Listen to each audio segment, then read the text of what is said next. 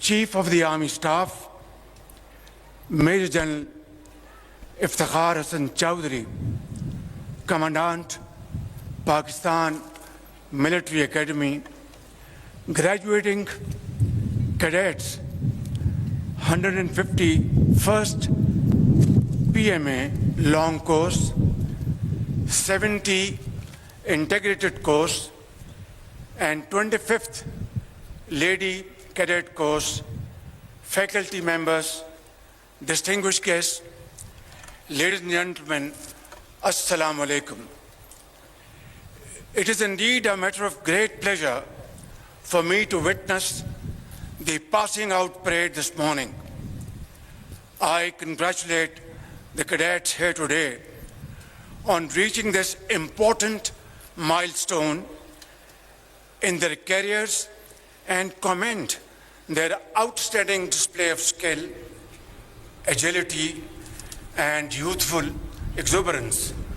I also extend my felicitations to the passing out cadets from friendly countries including Qatar, Iraq, Bangladesh, and Nepal.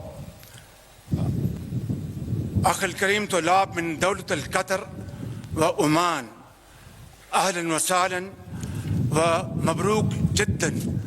طبعا أنتم ضيوف لكن إخوان من البلاد الإسلامية. I also want to say, and as you all know, it is in our centuries-old tradition to welcome guests with open arms like part of the family, and within no time, strangers become friends for all times to come. My dear cadets, you have earned the honor of joining one of the finest armies in the world.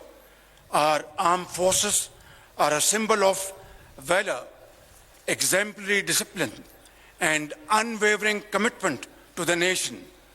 Your journey here at this esteemed academy is only the continuation of a long legacy of your predecessors who crossed oceans in the defense of their faith and belief.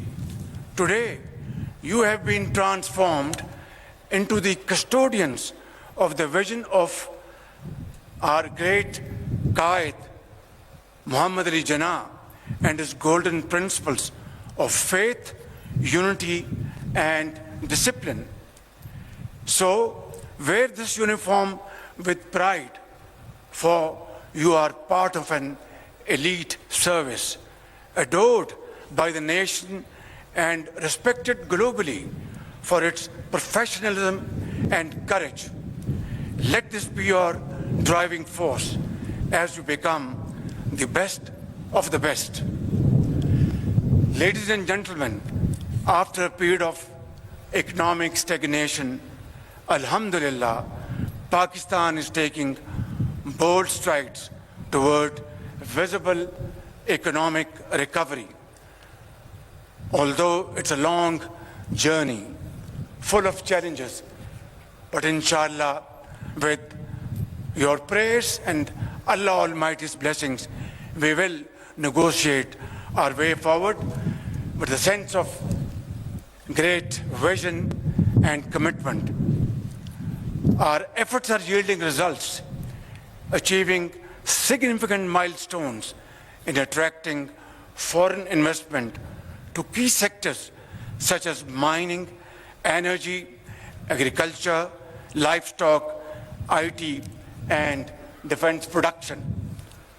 On the diplomatic front, we have reinvigorated old and time-tested friendships while building new partnerships to expand our global outreach. As a non-permanent member of the United Nations Security Council for the term 2025-26, Pakistan is fully committed to advancing global peace and security and upholding the UN Charter. In fact, at even and every given opportunity and platform, we have raised our voice in support of the innocent people of Palestine, whose demand for a free and sovereign state has been sanctified in numerous UN resolutions.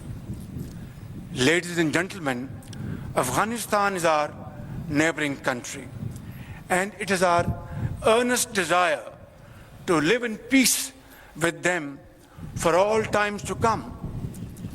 Unfortunately, despite our best and sincere efforts, terrorist activities continue to emanate from Afghan territory.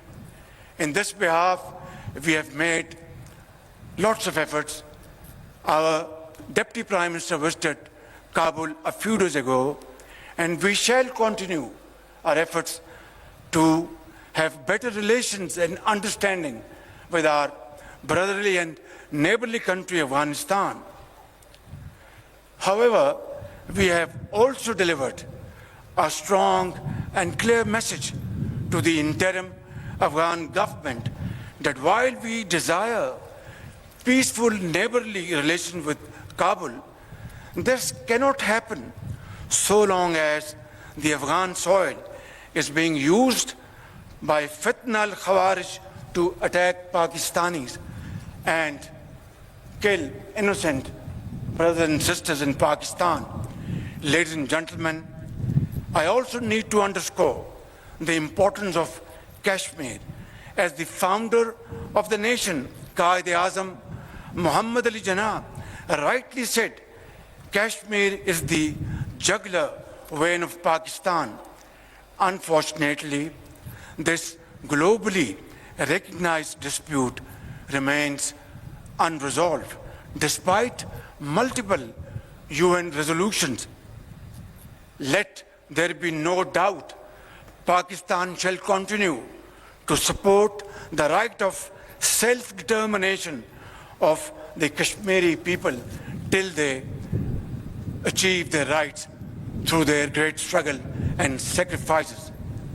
Ladies and gentlemen, India's systemic persecution of its minorities, particularly Muslims and Sikhs, has become more pervasive over the years. It must accept full responsibility for its complete failure to protect the lives, dignity, and security of these oppressed communities. Pakistan, on the other hand, has always condemned terrorism in all its forms and manifestations.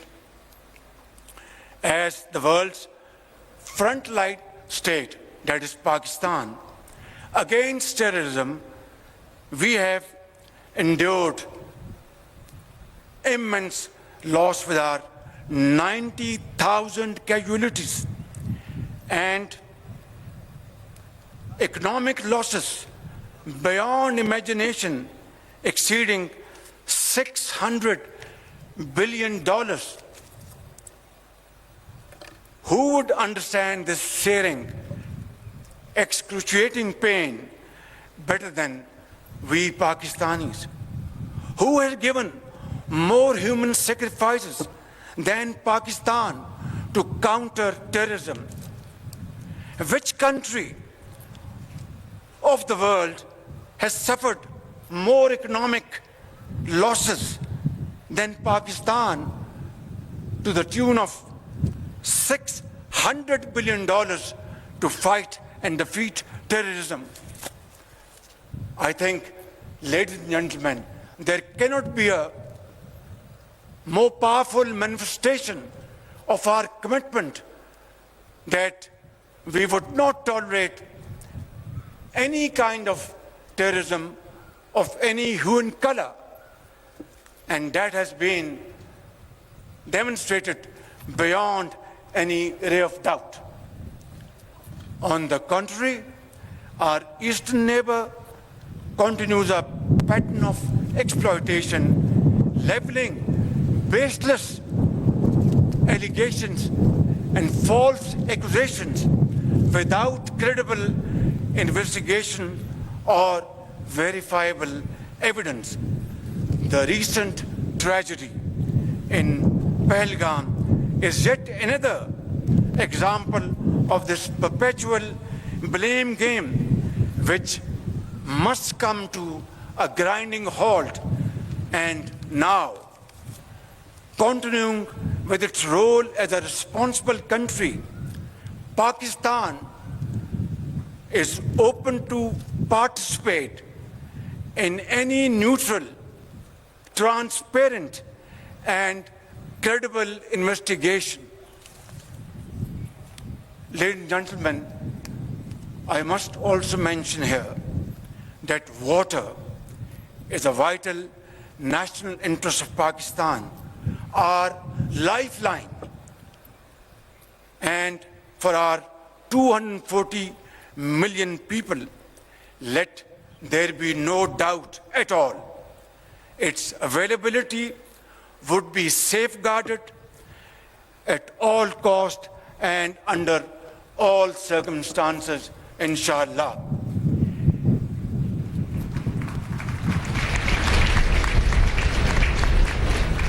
Therefore, any attempt to stop, reduce, or divert the flow of water belonging to Pakistan under the Indus Waters Treaty would be responded to with full force and might, and nobody should remain under any kind of false impression and confusion. Our valiant armed forces remain fully capable and prepared to defend the country's sovereignty and its territorial integrity against any misadventure, as clearly demonstrated by its measured yet resolute response to India's reckless incursion in February 2019. Therefore, I would like to make it clear in all humility, but with fullest confidence at my command, on behalf of the people of Pakistan and our armed forces, that nobody should make any mistake about it. Dear guests, this nation of 240 million people stands united by and behind our brave armed forces and ready to safeguard every inch of our homeland, Pakistan. And let this message be loud and clear for all and sundry. Peace is our preference, but must not be construed as our weakness. We will and we shall never compromise on our dignity and security of our beloved Pakistan. We also affirm Pakistan's unwavering commitment to playing a responsible and constructive role on the global stage. In the pursuit of this mission, we have not wavered, as we believe in the unity of the human race. Dear cadets, this morning, as you go forth with dignity, honor, and resolve to join the officers' cadre, please always keep in mind that your primary obligation for the rest of your lives would be to safeguard your motherland, Pakistan. Therefore, prepare yourself exceedingly well and train your men and women to undertake this task with unwavering commitment. I am confident that through the strength of your character and impeccable display of commitment, you will continue to uphold the traditions of your glorious institution.